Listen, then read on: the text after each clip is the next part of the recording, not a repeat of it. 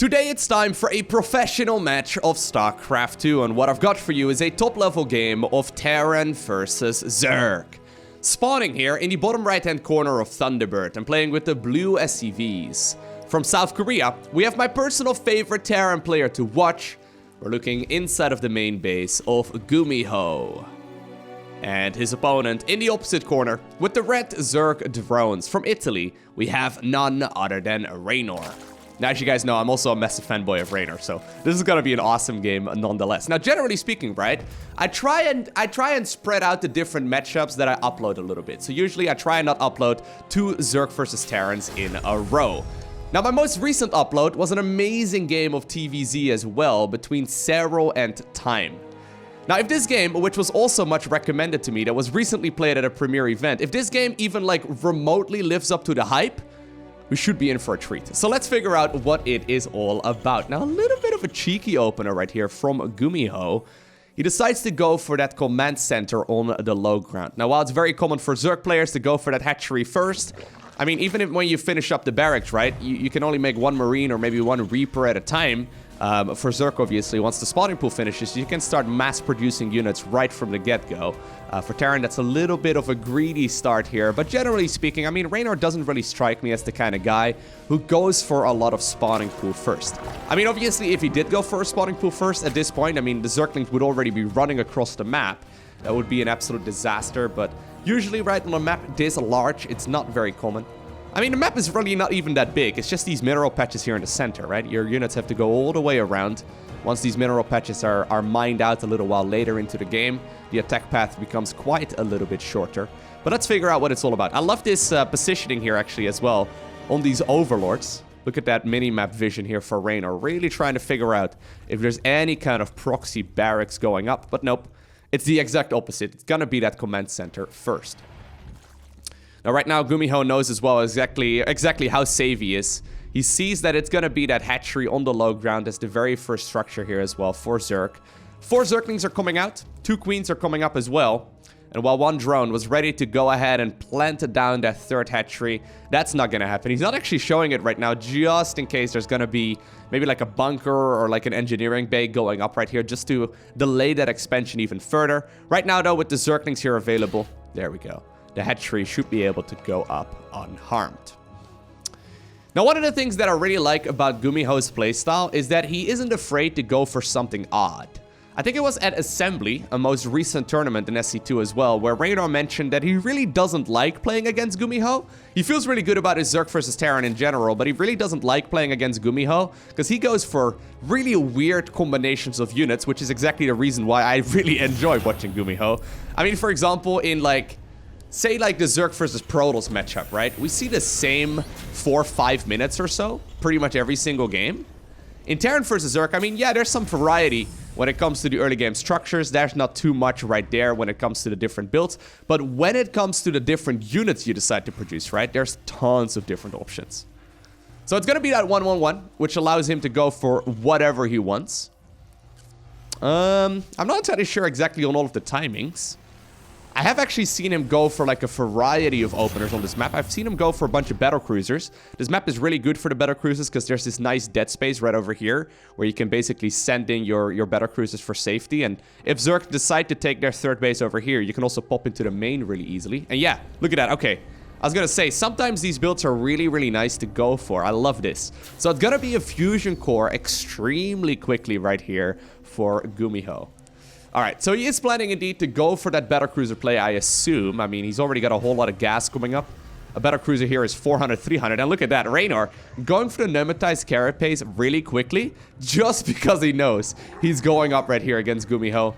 Click right there on that fusion core. He knows exactly what's going on. And well, I don't think this Overlord is going to live. This should really give him all the information that he requires. Especially once this, well, he's not actually producing here yet, just on purpose, I think. But especially once that starport here starts up its very first Battlecruiser. And there it is. Alrighty. Now, for example, right, a lot of players like to go for 1 Battlecruiser, and then, ooh, this is a nice catch by these Zerglings. Ooh, nicely done. Wow. That's really big, actually. But generally speaking, right, we see players go for like 1, maybe 2 Battlecruisers. But I wouldn't be surprised if Gumiho then decides to go for, say, a Liberator ranged.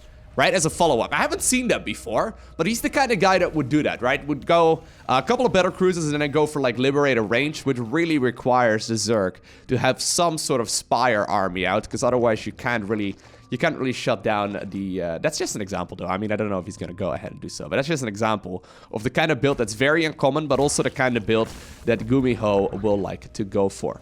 Now, once again, Raynor is going to fly in even a second Overlord, just to exactly confirm what's going on. He sees right now as well, and this is actually a really nice catch. He saw the little... You saw the Fusion Core dance? I mean, the Fusion Core always is dancing, right? There you go. If you see that, you can basically assume that it's going to be multiple Battlecruisers, because this upgrade nowadays takes forever. There's the first BC, by the way. Is he going to fly across? No, he's not. He's going to teleport across instead. This should give him actually all the information that he needs. I really like that second Overlord Scout. I mean, you'd say it's not that important, but seeing that the upgrade, the Yamato gun upgrade is coming up, yeah, it certainly indicates that it's going to be multiple BCs. A couple of Spore Crawlers ready to go as well. We see the Queens in position. 2 additional Battlecruisers right now are being produced, though. I love this.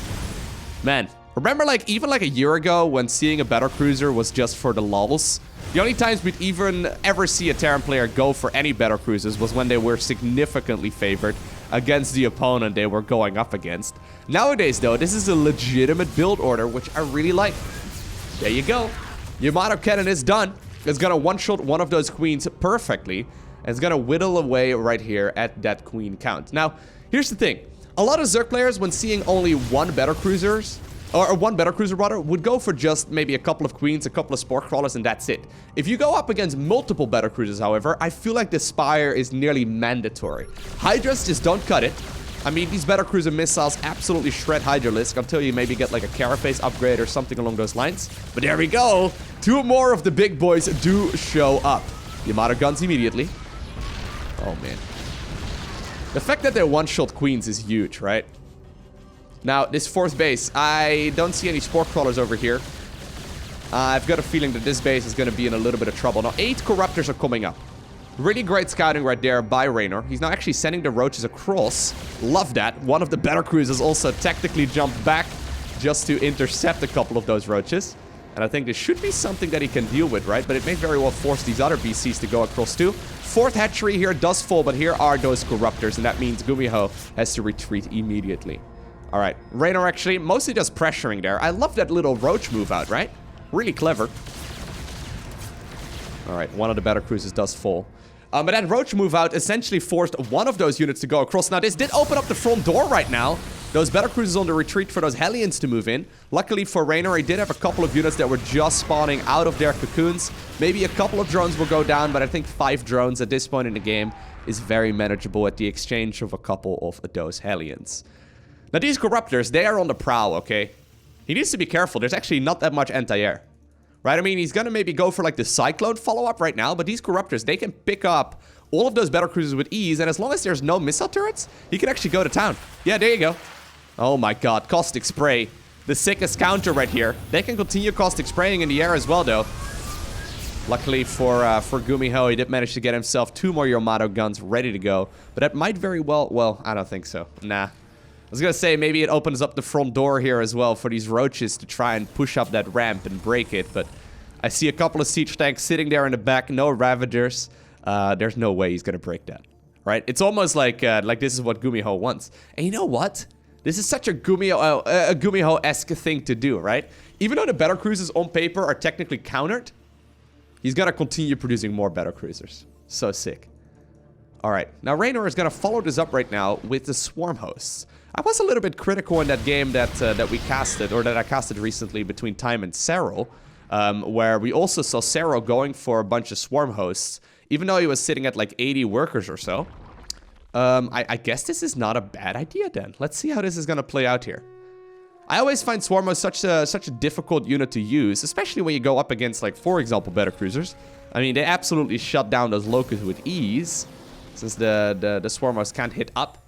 How many does he have right now? He's got 5 and he's going for 5 more. So maybe it's just going to be 10 or so of those Swarm Hosts. We'll see. Anyways, all things considered, I think we are right now getting into a point of the game where it's looking a lot more macro focused, right? After a very action-packed 5 minutes or so, we now have a bit of a lull in this match. Now, those 2 scans right here are just to confirm the hive timing. Knowing that there's no hive coming up here yet for the Zerg player means that he is gonna have to be careful for example, those swarm hosts. There we go, the swarm hosts are scouted immediately. Once again, beautiful Yamato guns, shutting down some of these high-value units. There's the Corruptor army, though. I don't think Raynor assumed it was gonna be continued Battlecruiser production. This is really quite painful, because they can just jump back, right? They've got technical jump. There you go. Gumiho's not gonna mess that kind of thing up, right? He's just gonna jump back. Getting maximum value here. So sick. I mean, that sometimes happens to me on the ladder when I play against someone who's going Battlecruisers, and they, for some reason, just don't technical jump in time. Seems like the easiest micro thing in the world, but... Alright, so it's actually just, once again, gonna be continued swarm host play. Right now, though, there's a whole bunch of missile turrets set up, and I don't think they're really gonna allow this Zerg army to easily engage. There's the big swarm host wave. The Locust trying to get something done. 1 siege tank, sure. Maybe a couple of Hellions. Oh, 2nd siege tank, wow. They got a 2nd siege tank right there on the back of this as well. Now, it is critical here for Terran to get that 4th base up, right? So I think that's what he's looking to do right now. With the swarm host on cooldown, I don't think there's gonna be a whole lot that these roaches and Zerglings are gonna be able to achieve. Immediately, a couple of missile turrets get set up in a ring right here as well to zone away against these Corruptors. Really cool stuff. A couple of the Hellbats, though, do get picked off. And, well, these siege tanks are certainly going to be enough here to shoot away. Once again, the Yamato cannon upgrade. I don't see why not more people play Battlecruisers, man. These Yamato cannons seem absolutely massive. If you have a look right now, right, at the... well, hold up. Let's see how he deals with these. Oh, no, these Locusts are not going to do anything. Let's go ahead and have a look right here at the units lost. Yeah, look at that. The cost efficiency right here of these Terran units is really big. And I think these 2 Battlecruisers that he lost, I mean, at the very least, one of them was not necessary. I think a lot of Terran players, though, would have sat down right here on the top of that ramp, right? Scared to take that 4th base. Especially since it's also an orbital command. No planetary fortress here. I personally would have been scared to move down that ramp, but very confident move right there by Gumiho. It's now even going to allow him to potentially go for a counterattack. Now, once again, the Locust Wave is ready to go. That is a lot of Corruptors, though. That is a ton of Corruptors. Yep. Oh, did you see that? Such quick clicking. Immediately, though, I mean, while the Battlecruisers are gone, I see a lot of the Locusts picking up a couple of those high-value Terran units. Yeah, he did end up losing a couple of Zerglings and Roaches, too, but they are pretty easy to replace. Relatively cheap. 1 hero SCV repairing up the siege tank right here in the heat of battle. That Viking certainly is not going to get much done, and I think this army will indeed be deflected. That was a big set of units that Gumiho lost, but I mean, he's still got the Battlecruisers, right? He's still got the big boys. He's now also transitioning here, not from, or not to additional siege tanks, but to additional Cyclones instead. Does he already have +3 armor? No, okay, so I was going to say. He's going for the double armories. Oh man, he even got double armory research. Or resources. That's pretty sick. Love the addition, by the way, of a couple of these infestors. If you manage to land a fungal growth on the Battlecruiser, they are not able to tactical jump anymore. There's also a Nydus worm right now coming up to shorten the time right here that these defenses take to get across the map. Oh, Hellions trying to get the roast right there, but there we go. Massive Battlecruiser fungal growth, and well, yeah, while obviously that fungal growth was nice, at some point this is just a numbers game, right? That was such a massive amount of Terran that I don't think it's gonna be enough here for the Zerg player to push through. 8 additional infestors right now coming up, and that's possible because Raynor got himself so much money, right? Earlier on we didn't really see too many infestors, but I like this. So Nydus worms are phenomenal, especially when you got swarm hosts. I really like this. I hope he goes for another one right over here. I think so. That's why the Zergling is hanging out here, right? So the worm, ready to enter battle. I'm assuming he's going to plant down another one over here in just a little bit, so these Locusts can go on every single side of the map. Still no good defense. I mean, Battlecruisers are naturally pretty good when it comes to dealing with these Locusts, right? And while still a couple of units there fall underneath, losing Hellions and then also Hellbats, not that big of a deal. It's mostly about not losing gas-heavy units. There we go. Another one of those Nydus worms will indeed go up right outside of that third base here of Terran. Already though, we see Gumiho prepared for this. Maybe he should set up a couple more missile turrets, just to shoot a couple of those locusts out of the sky as well. Maybe a couple of helmets over there wouldn't hurt. He's got to be careful though. He doesn't know where it's at, but I mean, he can guess. And there it is. I don't think this one is going to achieve too much already though. We see another Nydus worm immediately popping its head out. There's a couple of Zerglings burrowed there, so I don't think these SCVs are going to have an easy time. I mean, they're surrounding the... Okay, he's just planting down swarm hosts, or Nydus worms right now. They're surrounding it, and they actually do manage to get the kill. Zerg wants to get aggressive. Where are those Hydra... or those Infestors? Okay, there they are. So it's mostly Roach Ravager, Swarm Host, Infestor, Corruptor. What a strange unit composition. He's got to be careful, though. Does he have Neuroparasite? He does have Neuroparasite, yeah. So I think he's looking to get the Neuro right here on these Battlecruisers. Still, the scan obviously confirms exactly what's going on. Looks like a couple of Locusts did end up landing there, but the majority of them are going to fly over towards that third base. Battlecruisers, in the meantime, cleaning up some of those burrowed Zerg units. And Raynor's still looking for that Neuroparasite, though. Neuroparasite obviously would be huge here. If he can take control of a couple of those units, there we go! The Terran army will essentially start killing itself. That scan, though, that's huge. A couple of infested Terrans do get utilized here as well to try and distract that AI. He did end up using the tactical jump right there on those Battlecruisers so they cannot jump away after the Neuroparasite wears off. But I think there's just way too much Terran here, right? He kind of needed those Locusts over here as well.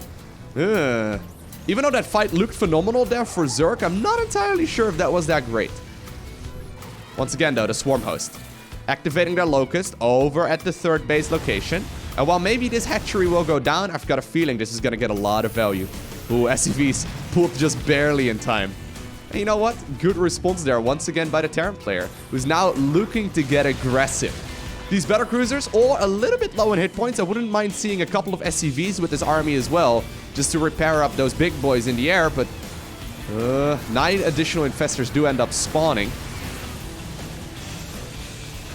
Did he end up losing most of those Infestors earlier? Yeah, he's only actually got a couple remaining.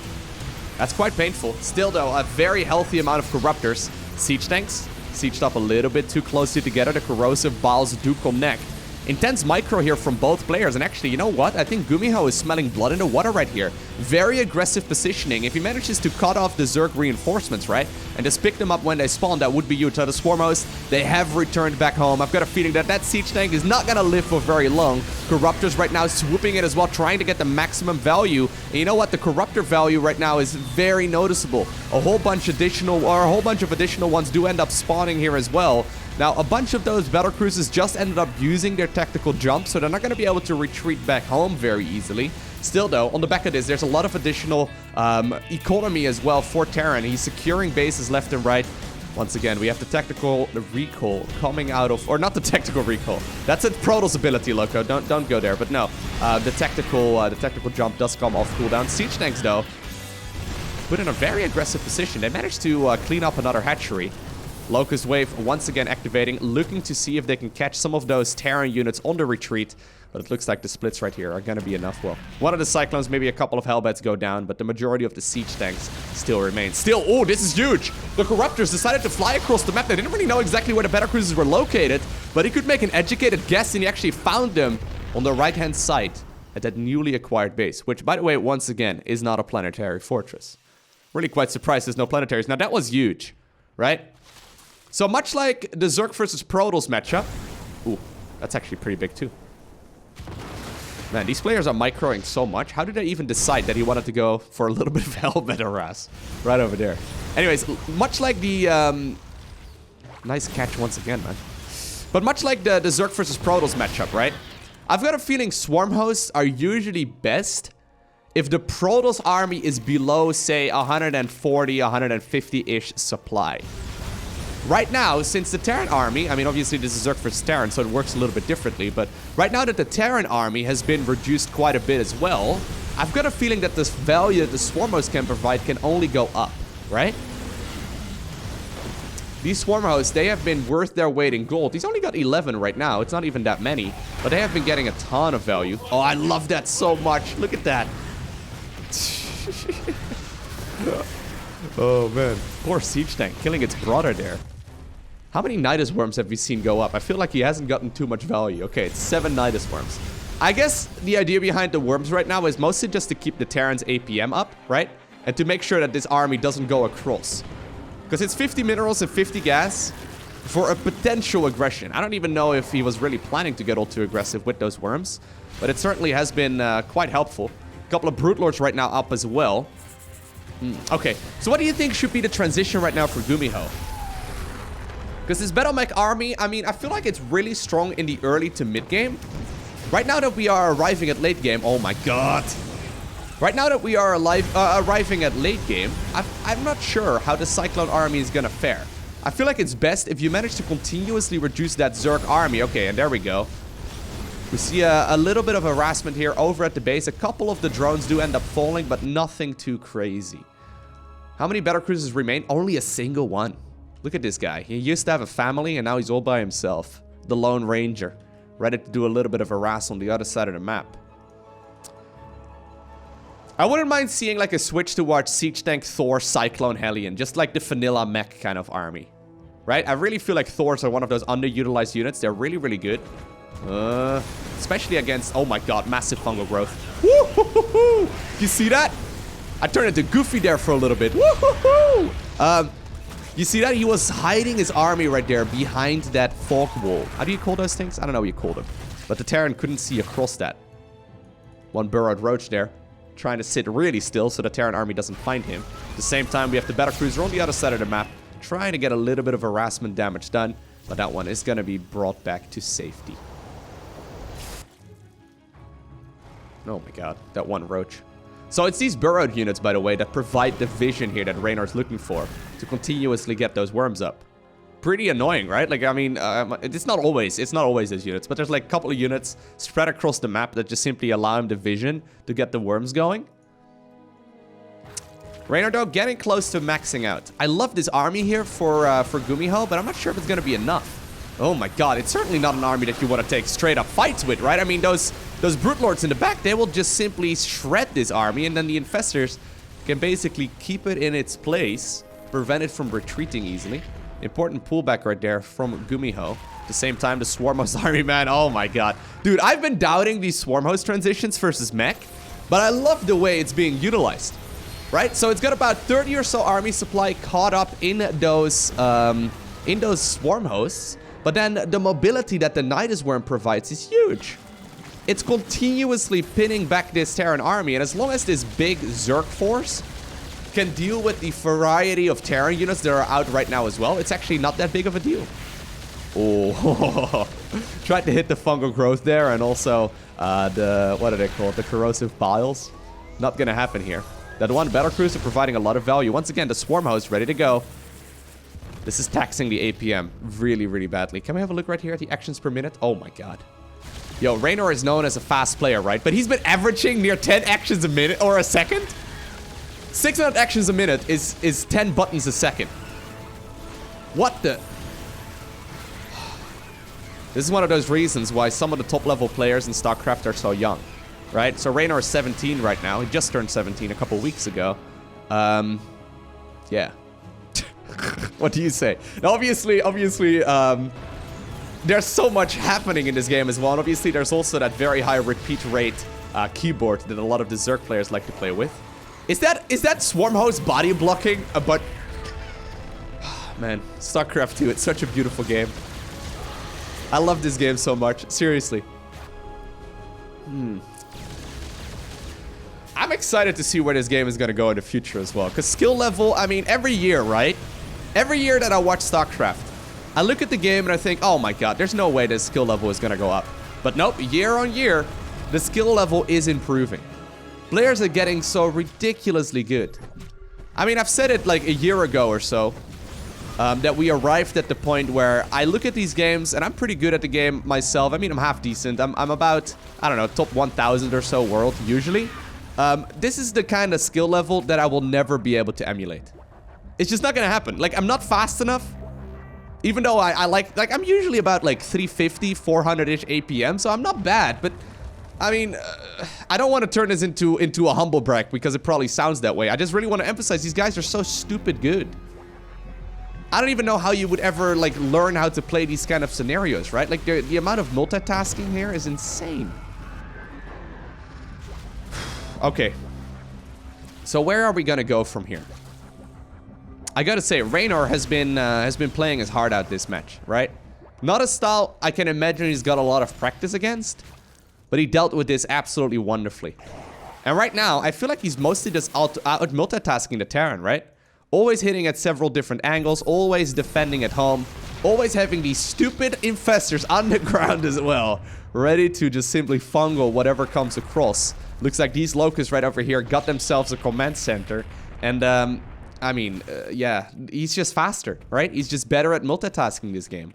Gumiho tried to go for a cute build. He then at some point made the executive decision to move across the map and sit on creep right over here. I think that was the most dangerous moment for Raynor when all of his reinforcements got cut off. But after he defended that push and he simultaneously also went for the counterattacks, right? I mean, how do you decide when you're just about to like not have any resources anymore to go for the Swarm House counterattack? I mean, I'm pretty sure pretty much everyone at that point would decide to go for you know, base defense instead. But no, he's like, yeah, nah, I'm okay. I'm okay. I'll go ahead and... I used to do this with Zerglings. I'll just do it with like Nydus worms and swarm hosts this time around, okay? Once again, the locust, man. Oh my god. The cost efficiency right here of those couple of swarm hosts is insane. Look right there as well. The resources lost. That's huge. Yeah, so not only is Zerg mining more than Terran, he's also trading better than Terran. Now, I think these are desperation battlecruisers. I haven't seen a lot of desperation battlecruisers before in my life, but these boys better catch the Zerg player when there's no corruptors available anymore or something like that, because I don't see them really achieving that much else. I guess they're a good counter right now, but the thing is, all that Raynor really needs to do is just make more corruptors, right? How much income does he have at this point? Actually, not even that much. These mules are actually helping out a lot. Still, though, it's only 17 SCVs that remain. And these burrowed Zerglings, man, like a couple of burrowed units across the map here, continuously providing that vision. Oh my god. I don't know if you can mine that base, buddy. I don't know if that's gonna happen. The SCVs are hunting down a couple of those roaches. He wants to see if he can mine this expansion, but I just don't see it happening. Corruptors are coming up. At the same time, immediately, we see another Nydus worm. So as soon as Terran decides to move in... nice set of corrosive balls. He does manage to connect there. But as soon as the Corruptors, you know, pick up these Battlecruisers, this fight is over, right? Look at the swarm... or look at the infestors. Is there a scan available? There is a scan available. He could go for the neuroparasites. Ooh... He figured that those infestors were close, but they do get outside of the range. And there we go. Neural parasites will turn this Terran army against Gumiho. GG is called, and Raynor picks up a well-deserved victory. I hope you enjoyed watching this video. If you did, make sure you hit that like button down below. And if you want to see more, make sure you hit that subscribe button so you get a notification as soon as I upload more. A special shout out to the Patreon supporters. Thank you guys so much for your generosity. But for now, I want to thank you for watching. Have an amazing day. Do not forget to smile, alright? And I will see you once again in the next one.